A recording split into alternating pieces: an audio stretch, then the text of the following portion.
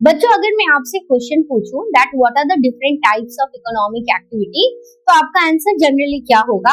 आपका आंसर होगा that there are three different types of economic activity. तो पहला क्या होगा? प्राइमरी एक्टिविटी, दूसरा होगा सेकेंडरी और तीसरा होगा टर्शियरी, राइट? या फिर हम इसे एक्टिविटी ना यूज करके हम क्या कह सकते हैं? Primary sector, secondary sector and the next one is what? That is the tertiary sector, right? तो तीन सेक्टर्स हो गए इकोनॉमिक एक्टिविटी के।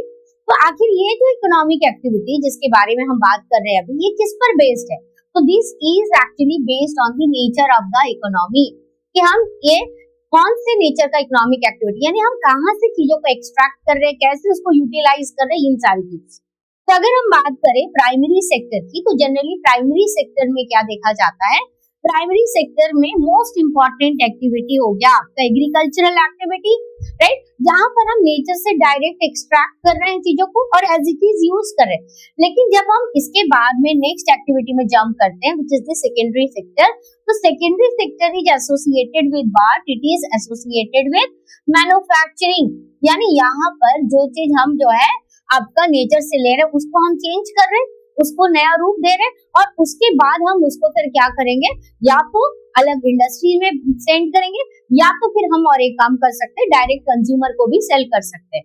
लेकिन इन सबको कंज्यूमर तक पहुंचाने के लिए या इनके डेस्टिनेशन पर पहुंचाने के लिए हमें और एक सेक्टर की जरूरत पड़ती है and that is what? That is tertiary sector, right?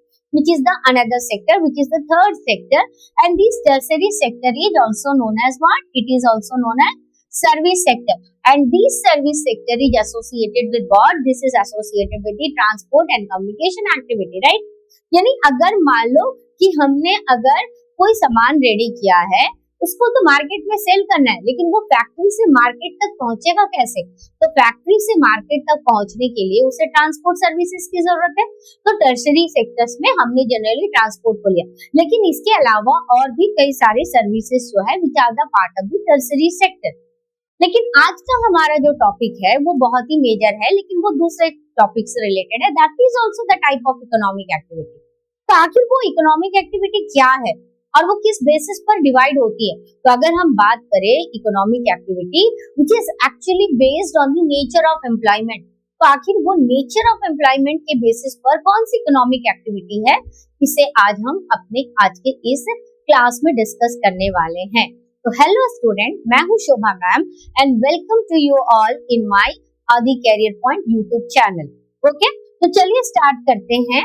आज जाने कि आखिर on the basis of nature employment कितने तरह की इकोनॉमिक एक्टिविटी होती है। तो on the basis of nature of employment there are two different types of economic activity.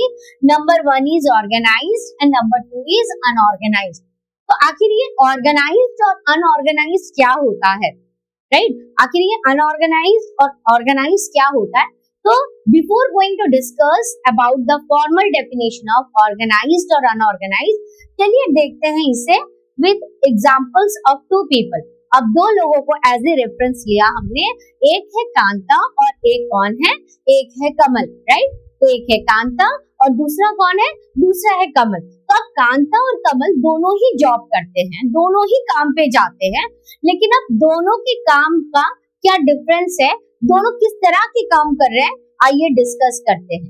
अगर हम कांता के बारे में बात करें तो कांता कहाँ पर काम करती है? कांता एक ऑफिस में काम करती है, उनका फिक्स वर्किंग आवर्स है। अब ये वर्किंग आवर्स वेरी कर सकता है सेक्टर के हिसाब से, जहाँ वो काम करते हैं 9:30 AM से 5:30 PM जनरली हमने लिया है, राइट? इसके अलावा रेगुलर मंथली सैलरी है कांता के पास में, प्रोविडेंट फंड है यानी कि पीएफ जिसे हम कहते हैं। इसके अलावा अगर बीमार हो जाए तो मेडिकल अलाउंसेस भी मिलती है। इसके अलावा टीए डीए बहुत कुछ है, पेड हॉलीडेज है, अपॉइंटमेंट लेटर्स है, राइट? और अगर ये सब कुछ होगा तो इसका मतलब क्या है? उनके पास जॉब सिक्योरिटी है। लेकिन अब हम बात करते हैं कि कमल जहाँ पर काम करता है वो कैसा काम है। तो कमल या कमल के जैसे जितने भी लोग जो काम करते हैं जनरली वो जो है आपका डेली वेज वर्कर्स है, जो कि डेली के बेसिस पर काम करते हैं कि आज हम काम करने गए तो आज हमारी सैलरी पक्की, और अगर आज हमने काम नहीं किया तो आज हमको सैलरी नहीं मिलेगी। चाहे हम वो बीमार हो जाए या तो फिर हमारा कोई अपना पर्सनल कोई मेजर काम हो, कुछ भी हो सकता है।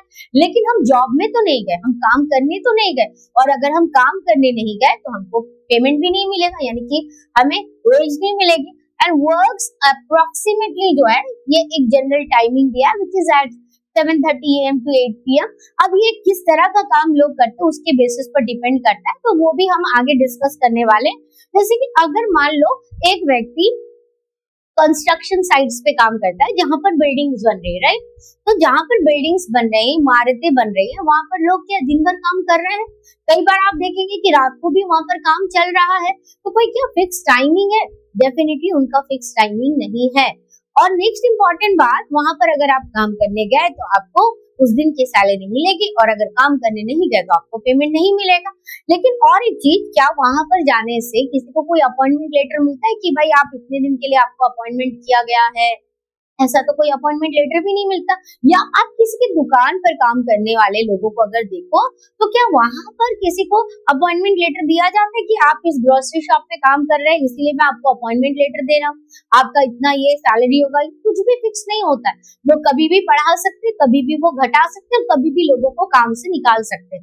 तो ये है कमल का नेचर ऑफ जॉब, राइट। यानी इसका मतलब क्या है? क्या उसके पास जॉब सिक्योरिटी है? नहीं, उसके पास जॉब सिक्योरिटी नहीं है। क्या उसके पास मेडिकल अलाउंसेस है? नहीं, उसके पास मेडिकल अलाउंसेस नहीं है। वहीं अगर हम दूसरी तरफ बात करें कांता की, जो कांता जो काम करने के लिए जा रही है, अगर वो बीमार पड़ जाती है तो उसको मेडिकल अलाउंसेस मिलेंगे। लेकिन हम अगर कमल को देखें तो इनको नो अलाउंसेस, इनके पास में पीएफ है, इनके पास में पीएफ भी नहीं है, राइट। इनके पास पीएफ नहीं है, इनके पास टीए नहीं है, इनके पास में पेड हॉलीडेज नहीं है। काम करेंगे तो मिलेगा, लेकिन कांता को पेड हॉलीडेज भी मिल रहा है। कोई भी हॉलीडे अगर आए, फेस्टिवल्स आए, नेशनल हॉलीडे आए, छुट्टियां रहेंगी तो उनको सैलरी मिलेगी। तो this is the difference between the nature of the work of both the people. एक तरफ कांता और एक तरफ कमल। तब कांता कौन से सेक्टर में काम करती है और कमल कौन से सेक्टर में काम करता है, चलिए ये जानते हैं। तो अगर हम कांता के बारे में बात करें तो कांता एक्चुअली ऑर्गेनाइज सेक्टर में काम करती है। तो ये आपका on the basis of what, this particular sector, ये जो हम इकोनॉमिक एक्टिविटी को डिवाइड कर रहे हैं on what basis, this is actually dividing on the basis of the employment, कि लोगों को किस तरह का काम मिला है और उसके बेसिस पे। तो अगर हम कांता का एग्जांपल लें तो कांता ऑर्गेनाइज सेक्टर में काम करती है। और ये ऑर्गेनाइज सेक्टर के फीचर्स क्या है, तो आप इसे अपने नोट्स में लिख के रखिएगा कि आखिर what are the features of the organise sector and what is the composition of the organise sector. Organise sector में क्या है, तो it is consist of enterprises और द वर्क प्लेस, राइट। इसमें क्या है, enterprises and the work place, जहां पर क्या होता है कि जो टर्म्स ऑफ एम्प्लॉयमेंट होता है वो आपका रेगुलर होता है, चाहे काम हो या ना हो, लेकिन लोगों को काम पे जाना भी है, लोगों को सैलरी मिलेगी भी, लोगों को जो है काम से निकाला नहीं जा सकता है। That is organise sector. I hope कि अब तक माइंड पर आपका आ गया होगा कि ऑर्गेनाइज सेक्टर का बेस्ट एग्जांपल क्या हो सकता है। ऑर्गेनाइज सेक्टर्स का बेस्ट एग्जांपल हम मान लेते हैं गवर्नमेंट जॉब्स, मान लेते हैं कि गवर्नमेंट जॉब्स होता है, ठीक है, लेकिन ये जरूरी नहीं है कि गवर्नमेंट जॉब्स ही ऑर्गेनाइज होता है, क्लियर। और भी आजकल के प्राइवेट फर्म्स में भी कई जॉब्स होते हैं जो कि ऑर्गेनाइज्ड है। तो इसीलिए बायस मत होइएगा कि यहाँ पर जो लोग काम कर रहे हैं गवर्नमेंट सेक्टर्स के ही लोग हो सकते हैं, क्लियर। तो ऑर्गेनाइज सेक्टर जो है it is consist of enterprises and work place, जहाँ पर टर्म्स ऑफ एम्प्लॉयमेंट कैसा है बच्चों, टर्म्स ऑफ एम्प्लॉयमेंट रेगुलर है and workers have assured work, उनके पास काम रहेगा, काम रहे ना भी रहे, अगर कंपनी के पास तो भी वर्कर्स काम करने के लिए जाएंगे, राइट। एंड एस्टैब्लिशमेंट जो बनता है इनका वो रजिस्टर्ड होता है विद द गवर्नमेंट। तो अब आपको समझ में आया कि क्यों मैंने कहा कि ऑर्गेनाइज सेक्टर का मतलब ओनली गवर्नमेंट जॉब्स नहीं होते हैं। अब इसके लिए हम एग्जांपल ले लेते हैं, आपका Tata iron and steel industry, ये तो गवर्नमेंट के अंदर नहीं आता है, it is under the private sector, लेकिन जो भी वहां पर काम करते हैं उनका नेचर ऑफ वर्क क्या है, रेगुलर है, उनकी जॉब 60 इयर्स तक, यानी कि जब तक उनका 60 साल होगा तब तक उनकी नौकरी होती है, रेगुलर होती है, डीए है, टीए है, उनके पास बोनस है, परफेक्ट वर्क टाइम है। तो ऐसे कई सारे प्राइवेट जॉब्स है आज के टाइम पे which is actually the part of the organise sector, और जिन्हें गवर्नमेंट के अंदर में रजिस्टर्ड करना पड़ता है। And government rules and regulations यहाँ पर फॉलो किए जाते हैं। And employment is govern by relevant labour laws, और जो भी एम्प्लॉयमेंट होगा उसमें जो लेबर लॉ है उसके अकॉर्डिंग ही काम करना है। तो these are the features of organised sector. या आपसे क्वेश्चन अगर एग्जाम में पूछा जाए क्लास 10 के बोर्ड एग्जाम में, that what do you mean by organised sector, तो आप अगर ये पूरा का पूरा आंसर लिख देंगे तो आपको पूरा कंप्लीट मार्क्स मिलेगा। That organised sector consist of enterprises and the workplace, जहां पर टर्म्स ऑफ एम्प्लॉयमेंट रेगुलर होता है, वर्कर्स पे एश्योर्ड वर्क होता है, एस्टैब्लिशमेंट रजिस्टर्ड होती है with the government, and government rules and regulations को फॉलो किया जाता है, and employment is govern by relevant labour laws के थ्रू गवर्न किया जाता है। तो अब कौन से ऐसे लेबर लॉ है जिसके बेसिस पर यहाँ पर पूरी एक्टिविटी को फॉलो की जाती है और उसके अंदर ही इनको काम करना है, उससे हटकर काम नहीं कर सकते। तो ऐसे एक्ट जो आपके ऑर्गेनाइज सेक्टर्स के लिए बहुत इंपॉर्टेंट है काम करने के लिए, दैट इज फैक्ट्रीज एक्ट है, मिनिमम वेजेस एक्ट है, पेमेंट ऑफ ग्रेचुटी एक्ट है, and shops and establishment act है। These are those acts. क्या है ये? Factories act, minimum wages act, payment of gratuity act and shops and establishment act. तो इसका मतलब आपको तो अब ये समझ में आ गया होगा कि ऑर्गेनाइज सेक्टर्स में जो भी काम अगर मिलता है लोगों को और वो आपके गवर्नमेंट प्रोटेक्शन के अंडर में आते हैं। हाँ, गवर्नमेंट के अंदर ना हो जॉब वो अलग बात है, लेकिन वो गवर्नमेंट के रूल्स उनको फॉलो करेंगे। तो अगर इसके कीवर्ड्स को निकाले ऑर्गेनाइज सेक्टर का, तो सबसे इंपॉर्टेंट कीवर्ड में आप क्या देखेंगे कि ये जो ऑर्गेनाइज सेक्टर में जो जॉब होती है वो कैसी होती है? रेगुलर होती है। यहाँ पर 3R को आप याद रखिएगा। 3R आपको चाहिए। R, number 1 regular, number 2 registered and number 3 regulated. कि रेगुलर मतलब आपका नौकरी एकदम सुरक्षित है, आपको रेगुलर काम मिलेगा, आपको रेगुलर जाना है, आपको कोई नहीं रोक सकता है, आपको समय से पहले काम से कोई नहीं निकाल सकता है। नेक्स्ट, जो भी फैक्ट्री में आप काम करने जा रहे हैं वो रजिस्टर्ड होती है और गवर्नमेंट अंडर रेगुलेशन में आती है। यानी कि वहां पर क्या होता है, वहां पर ऑडिट होती है, गवर्नमेंट वहां इंस्पेक्शंस करने के लिए जाते हैं कि भाई ये फैक्ट्री में जो इन्होंने बोला है कि हम इन सारे रूल्स एंड रेगुलेशन को मेंटेन करेंगे, क्या ये सच में उसको फॉलो कर रहे हैं कि नहीं। तो ये हो गया आपका ऑर्गेनाइज सेक्टर। तो ऑर्गेनाइज सेक्टर से रिलेटेड 3 R's क्या है? रेगुलेटेड, रेगुलर, रेगुलेटेड और आपका रजिस्टर्ड होता है। क्लियर? तो ये हो गया आपका ऑर्गेनाइज। अब बात करते हैं ये अनऑर्गेनाइज सेक्टर क्या है। तो अनऑर्गेनाइज सेक्टर्स में एक्चुअली क्या होता है, स्मॉल एंड स्कैटर्ड यूनिट होती है, छोटी छोटी यूनिट्स होती है, स्मॉल होती है, स्कैटर्ड होती है। स्कैटर्ड मतलब जो एक जगह पर फिक्स नहीं है, जो बिखरी हुई होती है, ठीक है, ऐसे यूनिट्स होते हैं। लिमिटेड गवर्नमेंट कंट्रोल होता है। अब लिमिटेड गवर्नमेंट कंट्रोल क्यों होगा? क्योंकि यहाँ पर क्या है कि लोग तो डेली वेजेस पे काम कर रहे हैं, आज काम है कल काम नहीं है, राइट। तो यहाँ पर क्या होता है कि गवर्नमेंट कंट्रोल भी लिमिटेड होता है। इसके बाद क्या है, रूल्स एंड रेगुलेशन में एग्जिस्ट। रूल्स एंड रेगुलेशन को में एग्जिस्ट यानी हर जगह रूल्स एंड रेगुलेशंस होता है लेकिन फॉलो नहीं होता है, राइट। इसके अलावा लो पेड जॉब्स होता है, कम पेमेंट, जैसे अभी ग्रोसरी शॉप में, अब वहां पर कौन से रूल्स एंड रेगुलेशन फॉलो होगा, अभी आप भी बताइए। एक व्यक्ति जो कि एक ग्रोसरी शॉप में काम करने के लिए जा रहा है, वहां पर रूल्स एंड रेगुलेशन कोई फॉलो होता है? आप आए तो आपको पेमेंट मिलेगा, आप नहीं आए तो आपको पेमेंट नहीं मिलेगा। आपको अगर 7 घंटे बोला है, 8 घंटे बोला है, आपको अगर 12 घंटे भी काम करने बोले तो भी आपको काम करना है, लेकिन उसके लिए आपको कोई एक्स्ट्रा पेमेंट नहीं मिलेगा। आपको कोई जॉब सिक्योरिटी नहीं है। इरेगुलर एम्प्लॉयमेंट, जैसे देखा कि मान लो उनका इनकम कम हो गया, जैसे कि मान लेते हैं कि एक टेलर के यहाँ पर लोग काम करने के लिए जाते हैं और अभी फेस्टिवल्स आने वाले हैं। फेस्टिवल जैसे कि अभी महाराष्ट्र में कौन सा फेस्टिवल होने वाला है, गणेश पूजा आने वाला है, तो अब लोग गणेश पूजा में पहनने के लिए अच्छे अच्छे कपड़े सिलवाएंगे, या फिर बंगाल में दुर्गा पूजा। तो अब ऐसे कंडीशन पे टेलर के शॉप में क्या होगा, टेलर के शॉप में बहुत सारे ऑर्डर्स आएंगे कपड़ों के।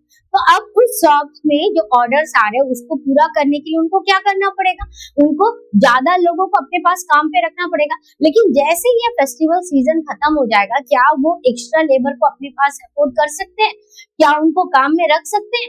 डेफिनेटली उनको काम पे वो नहीं रख सकते हैं, क्योंकि सीजन का वर्कलोड था इसलिए उनको काम पे रखा गया। और अब उनके बाद में जैसे ही ये फेस्टिवल सीजन खत्म हो जाएगा, उनको काम से हटा दिया जाएगा, क्योंकि जहां पर वो काम करने जा रहे हैं वो उनके पास ऑर्डर ही नहीं है। ऑर्डर नहीं है तो उनके पास पैसे नहीं है, और पैसे नहीं है तो सैलरी कैसे अफोर्ड करेंगे?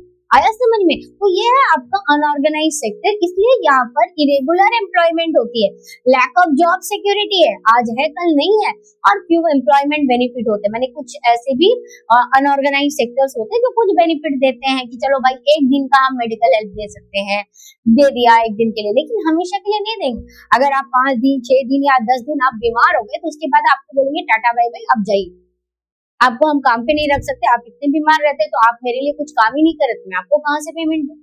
आया समझ में? तो ये है आपका अनऑर्गेनाइज सेक्टर, राइट। और यहाँ पर जो है यूनिट कैसी होती है, स्मॉल होती है, बिखरी हुई, स्कैटर्ड होती है, इरेगुलर है और इनसिक्योर है, राइट, इरेगुलर है और इनसिक्योर है। तो ये हो गया आपका ऑर्गेनाइज्ड और अनऑर्गेनाइज्ड सेक्टर्स क्या है।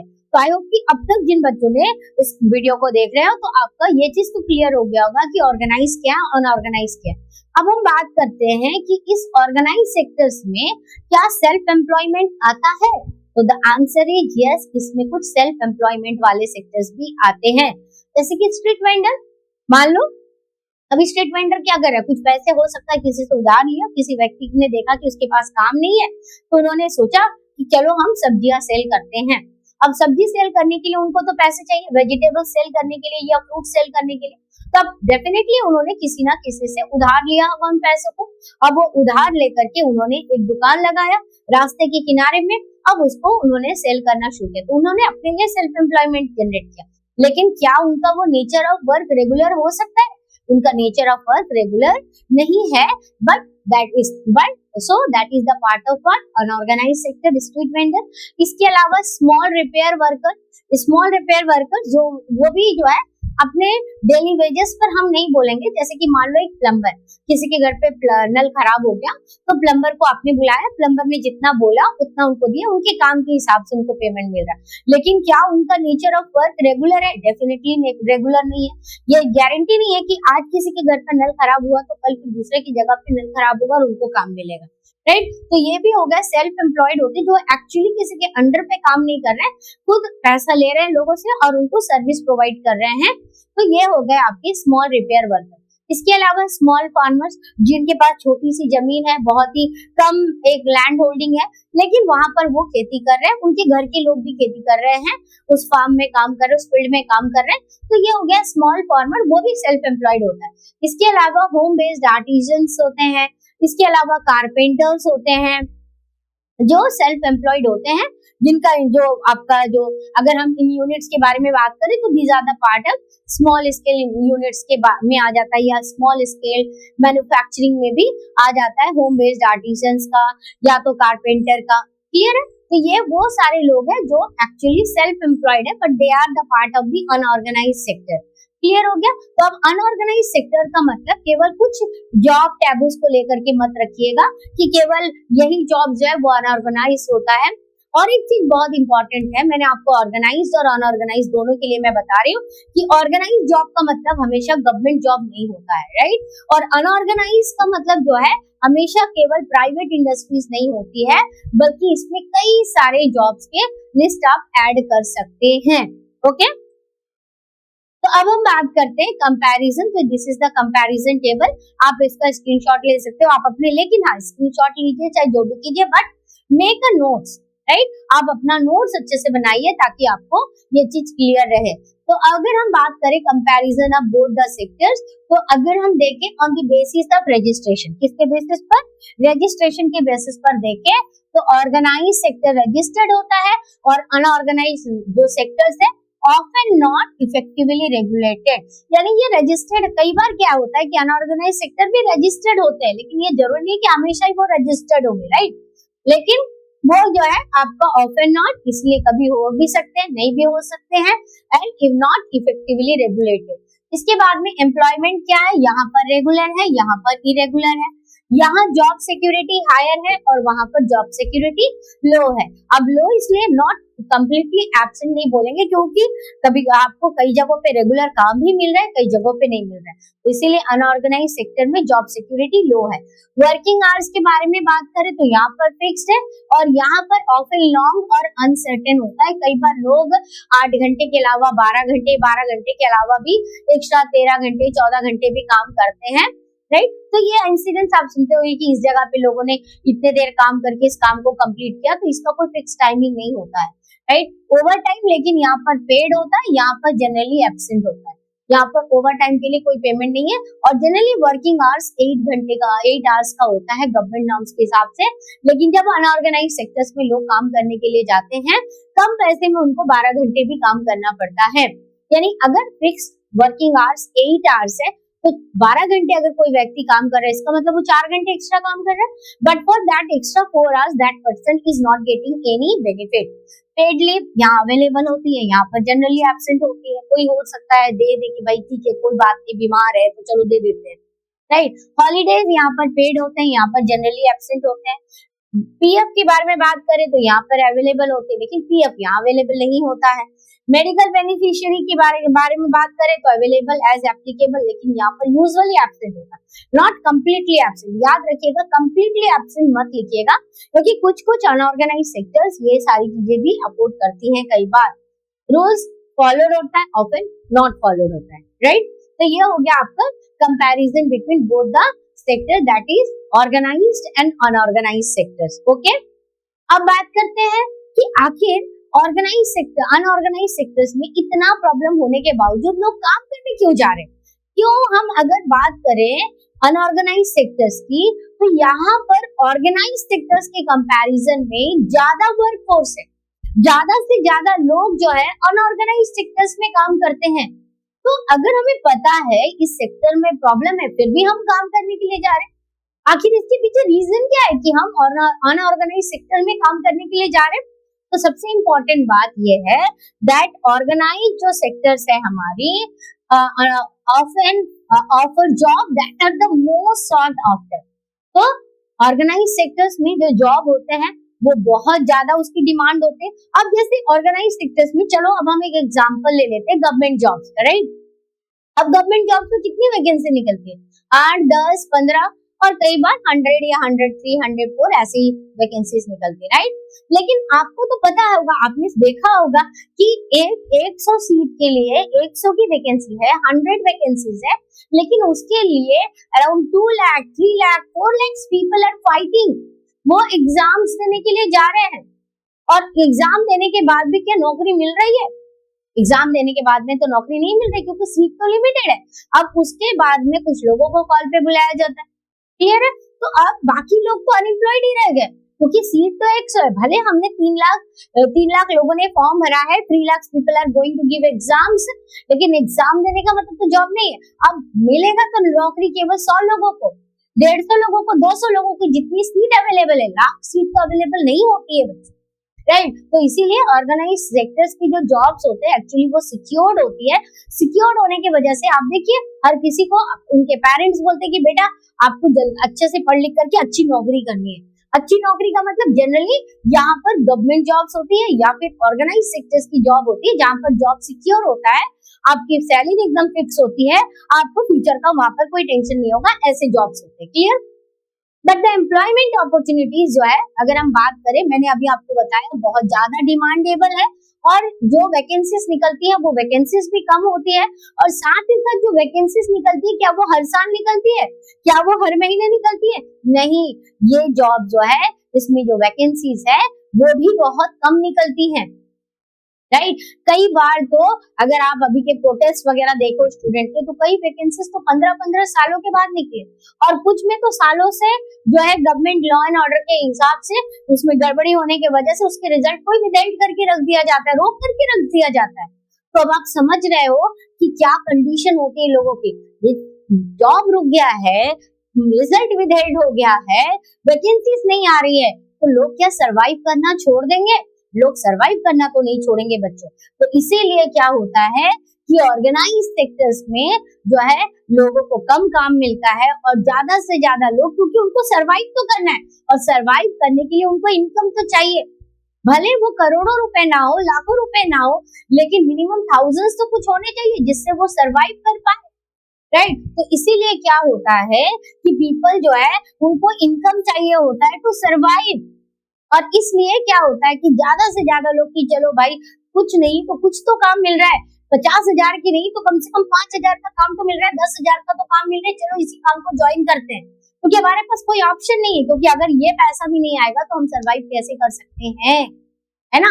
अपने बेसिक नीड्स को फुलफिल कैसे कर सकते हैं, तो बेसिक नीड्स को तो फुलफिल करना है, और वो बेसिक नीड में क्या है, हमारा रोटी कपड़ा मकान, कम से कम इतनी तो जरूरत हमारी आ जाए कि अगर फीवर हो तो हमारे पास में एक दवा खरीदने के लिए कुछ तो पैसे हो। लेकिन अगर हम इस ऑर्गेनाइज सेक्टर्स में काम की तलाश में बैठे रहेंगे तो हमारे पास तो कुछ भी नहीं रहेगा। और दूसरी बात ऐसा भी होता है कि कई ऑर्गेनाइज सेक्टर्स के लोग क्या करते हैं, उसको इस तरह से काम को रखते हैं कि उस एंटरप्राइजेस को अनऑर्गेनाइज सेक्टर्स के अंदर में रखते हैं ताकि वो टैक्सेस को इवेड कर पाए और refuse to follow laws that protect labours. क्योंकि अगर लेबर को प्रोटेक्शन नहीं देना है तो फिर वहां पर कोई एक्सीडेंट, मान लो कि लेबर किसी फैक्ट्री में काम कर रहा है और वो अनऑर्गेनाइज सेक्टर है, तो वहां पर उस व्यक्ति का अगर मान लो एक्सीडेंट हो जाए, then the company is not responsible for that factory owners are not responsible for that. ऐसा समझ में कि वो फैक्ट्री ओनर्स उसके लिए रिस्पांसिबल नहीं है, क्योंकि वो अनऑर्गेनाइज सेक्टर्स में ऐसे कोई लॉ बनाया नहीं, ऐसे कोई सिस्टम को फॉलो नहीं करेंगे। आया समझ में। तो अब ऐसे में लोगों के पास तो कोई ऑप्शन बचा ही नहीं है, सरवाइव तो करना है। और इस वजह से क्या हो रहा है, लोगों को जो इनकम चाहिए, इनकम मिलेगा तो सरवाइव कर पाएंगे, और इसीलिए ज्यादा से ज्यादा लोग जो है वो अनऑर्गेनाइज सेक्टर्स में काम करते हैं। और इसके अलावा और एक प्रॉब्लम है कि अल्टरनेटिव जॉब्स भी तो लिमिटेड है, कि भाई चलो गवर्नमेंट सेक्टर्स में मान लो जॉब नहीं मिला तो चलो कोई अच्छा प्राइवेट सेक्टर में जॉब मिल जाए, तो प्राइवेट में भी जॉब नहीं मिल रहा है, तो इसीलिए अल्टरनेटिव जॉब्स लिमिटेड है। एंड दैट्स व्हाई वर्कर्स में accept poor condition of job and poor salary, और उनको काम करने के लिए जाना पड़ता है। आया समझ में कि आखिर अनऑर्गेनाइज सेक्टर जितने इतने सारे ड्रॉबैक्स है, इतनी सारी कमियां हैं, ना मेडिकल लीव है, ना पेड वेज है, ना पीएफ है, ना ग्रेचुटी है, ना पेंशन का बेनिफिट है, फिर भी लोगों को काम करने के लिए वहां पर मजबूर होना पड़ रहा है। क्यों? क्योंकि उनके पास कोई अल्टरनेटिव जॉब नहीं है, अल्टरनेटिव ऐसा कोई ऑप्शन नहीं है जो कि सिक्योर्ड होगा। इस वजह से लोगों को जो है अनऑर्गेनाइज सेक्टर में काम करने के लिए मजबूर होना पड़ता है। ठीक है, तो अब चलते हैं अब अगले पॉइंट में। अब बात करते हैं कि हु नीड्स प्रोटेक्शन। अब बात करते हैं कि हु नीड प्रोटेक्शन। तो आपको क्या लगता है कि ऑर्गेनाइज सेक्टर में रहने वाले लोगों को प्रोटेक्शन चाहिए? तो अगर हम बात करें about the people those who are in the organise sector, तो उनके लिए हमने क्या पढ़ा? उनके लिए आपको मैंने ऑलरेडी बताया कि उनके लिए तो कई सारे लॉ है, फैक्ट्री एक्ट है, राइट, ये शॉप्स एंड एस्टैब्लिशमेंट एक्ट, तो कितने सारे एक्ट उनके लिए बने हैं और जिसके तहत वो अपने आप को सेफ्टी जोन में पाते हैं। लेकिन अब इसके अलावा अनऑर्गेनाइज सेक्टर्स में लोगों को तो जरूरत है प्रोटेक्शन की। तो अब अनऑर्गेनाइज सेक्टर्स को हम किस तरह से डिवाइड करें? तो अगर हम बात करें those who are in the unorganise sectors, right, unorganise sectors में जो काम करते हैं उनको प्रोटेक्शन की जरूरत है। लेकिन अब ये अनऑर्गेनाइज सेक्टर्स को भी हम दो कैटेगरी में डिवाइड करेंगे। एक आपका होगा कौन सा? रूरल सेटलमेंट के बेसिस पर, रूरल एरियाज के बेसिस पर, और दूसरा होगा आपका अर्बन वर्कर्स। एक होगा रूरल एरियाज में काम करने वाले वर्कर्स, तो दूसरे होंगे अर्बन एरियाज में काम करने वाले वर्कर्स जो एक्चुअली अनऑर्गेनाइज सेक्टर्स में काम करते हैं, राइट। और अगर हम बात करें रूरल एरियाज में काम करने वाले वर्कर्स, तो भाई रूरल एरियाज में कौन काम करते हैं, रूरल एरियाज में कैसे वर्कर्स होते हैं? तो अगर रूरल एरियाज के वर्कर्स के बारे में अगर हम बात करें तो यहाँ पर होते हैं आपके लैंडलेस एग्रीकल्चरल लेबरर्स, तो ये आप लिख के रखिएगा, लैंडलेस एग्रीकल्चरल लेबरर्स, राइट, यहाँ पर हो गया लैंडलेस एग्रीकल्चरल लेबरर्स, राइट। तो इसके अलावा यहाँ पर और कौन हो जाएंगे?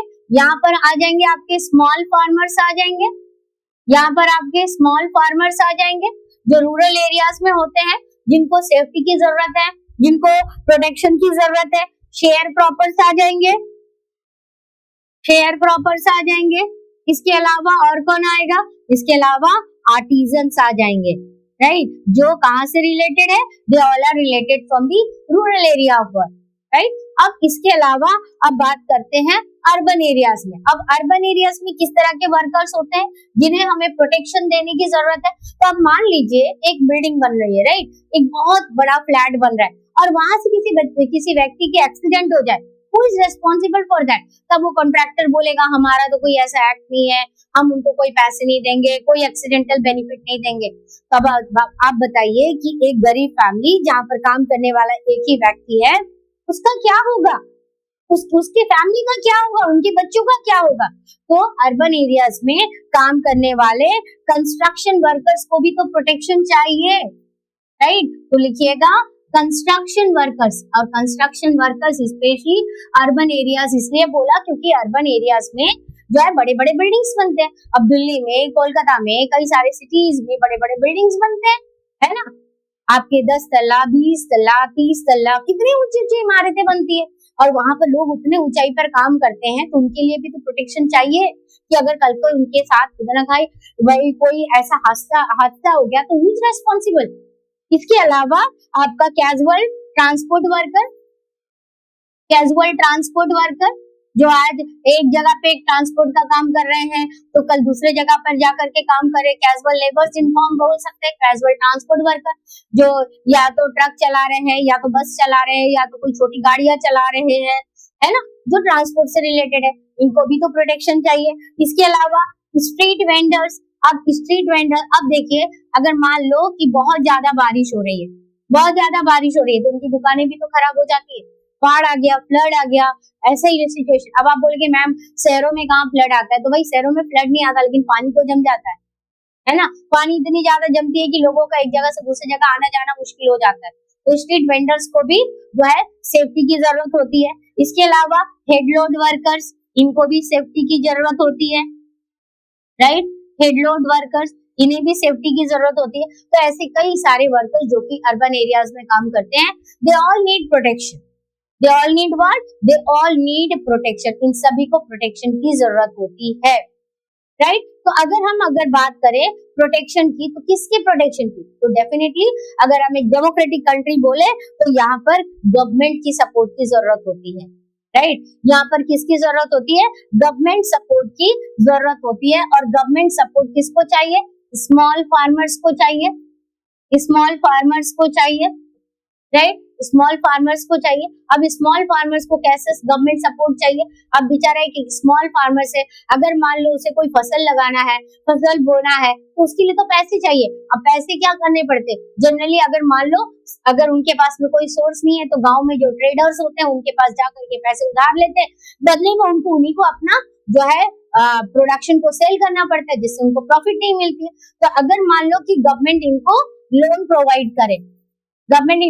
लोन प्रोवाइड करे या क्रेडिट प्रोवाइड करे, राइट, इंश्योरेंस प्रोवाइड करे इनके क्रॉप्स को, तो वो ज्यादा बेटर नहीं होगा? तो लोन प्रोवाइड करे किस लिए? लोन प्रोवाइड करे इनके सीड्स के लिए, फर्टिलाइजर्स के लिए, ताकि ये अच्छे से खेती कर पाए, राइट, फर्टिलाइजर्स के लिए, पेस्टिसाइड्स के लिए। इसके अलावा इनको इलेक्ट्रिसिटी में भी बेनिफिट मिलना चाहिए, इलेक्ट्रिसिटी का जो कॉस्ट होगा वो कम होना चाहिए, ये सारा कुछ इनको मिलना चाहिए, राइट। तो ये हो गए स्मॉल फार्मर्स को, या फिर आर्टिजन्स को, या फिर जो वीवर्स होते हैं, जो लोग गांव में रहते हैं, कपड़े सिलाई का, कपड़े बुनने का काम करते हैं, इन्हें तो गवर्नमेंट की तरफ से कोई मिनिमम लोन मिलना चाहिए, ताकि इनको जो मशीन की जरूरत है, जो फैसिलिटीज की जरूरत है, वो ये अपने लिए खरीद पाए, राइट। तो ये हो गया आपका गवर्नमेंट सपोर्ट आपका रूरल एरिया में। अब हम बात करते हैं अर्बन एरिया में भी तो अब लोगों को गवर्नमेंट का सपोर्ट चाहिए।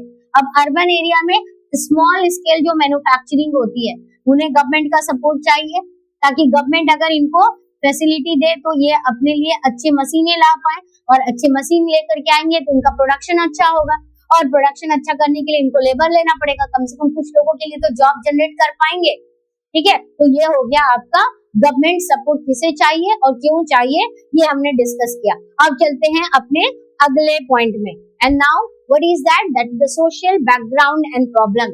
तो अब ये जो वर्कर्स होते हैं ना, इनका सोशल बैकग्राउंड बहुत इंपॉर्टेंट है, राइट। तो आप बोलोगे मैम हम तो बात कर रहे हैं ऑर्गेनाइज्ड और अनऑर्गेनाइज्ड सेक्टर, तो इसमें सोशल बैकग्राउंड की जरूरत क्या है? तो बच्चों अगर हम बात कर रहे हैं ऑर्गेनाइज्ड और अनऑर्गेनाइज्ड सेक्टर्स की, तो ऑर्गेनाइज सेक्टर्स में तो आपका फिक्स है, इतने नंबर ऑफ सैलरीज है, ये सब कुछ है, ये सब फिक्स है, वहां कोई प्रॉब्लम नहीं होता। लेकिन अगर अनऑर्गेनाइज सेक्टर्स में कौन जाते हैं? जो लोग सोशली और इकोनॉमिकली बैकवर्ड है। तो अगर हम सोशली और इकोनॉमिकली बैकवर्ड्स के बारे में बात करें तो कौन आता है इसमें? इसमें आपके एससीज हो गए, इसमें आपके एसटीज हो गए, इसमें आपके अदर बैकवर्ड कास्ट हो गए, राइट, बैकवर्ड कास्ट और बैकवर्ड कम्युनिटीज के लोग हो गए, जो लोग बैकवर्ड है। अब इन लोगों को ही जो है खास करके क्या देखते हैं, अब इनके पास अच्छे एजुकेशन नहीं है, अच्छा एजुकेशन नहीं होने की वजह से अच्छी जॉब नहीं मिल रही, या फिर ये इनके पास स्किल नहीं है, क्योंकि आज के टाइम पे तो स्किल भी तो बहुत इंपॉर्टेंट है। आप प्राइवेट सेक्टर में काम करने जाएंगे, आपका कंप्यूटर में काम करना है या मशीन्स में काम करना है, तो आपके पास तो स्किल होना चाहिए। आप मैकेनिकल इंडस्ट्री में जाएंगे तो आपको मैकेनिक्स का नॉलेज होना चाहिए, राइट। आप अगर ट्रेडर के जॉब में जाएंगे तो वहां पर भी आपको मालूम होना चाहिए। तो ऐसी कंडीशन पे अगर आपके पास स्किल नहीं है तो नौकरी नहीं मिलेगी, काम नहीं मिलेगा। जब जनरली इनके पास डिग्री नहीं होते, कुछ नहीं होते, तो ऐसे कंडीशन में क्या होते कि ऐसे शेड्यूल कास्ट, शेड्यूल ट्राइब और बैकवर्ड कम्युनिटी, जो लोग इकोनॉमिकली बैकवर्ड है, उनको क्या करना पड़ता है, उनको अनऑर्गेनाइज सेक्टर्स में जाकर के काम करना पड़ता है। और अनऑर्गेनाइज सेक्टर्स में ये काम जब करते हैं तो इसके साथ साथ ये अनऑर्गेनाइज सेक्टर्स में जो जा रहे हैं, इनके पास न सैलरी ढंग से हो रही है, न पेमेंट ढंग से हो रहा है, और आने वाला इनका जनरेशन वो भी तो प्रॉब्लम फेस करता है। और साथ ही साथ ये वो ग्रुप है those who are facing the challenges of social discrimination. इनके साथ में सामाजिक डिस्क्रिमिनेशंस भी हम देख पाते हैं कि भाई ये इस पर्टिकुलर कम्युनिटी से, तो उनके लिए ऐसा ही काम होना चाहिए, दूसरा काम नहीं करना चाहिए, ये भी देखने के लिए मिलता है। वो बेचारे लोग करेंगे क्या, तो इनको अनऑर्गेनाइज सेक्टर्स में ही जाकर के काम करना पड़ता है।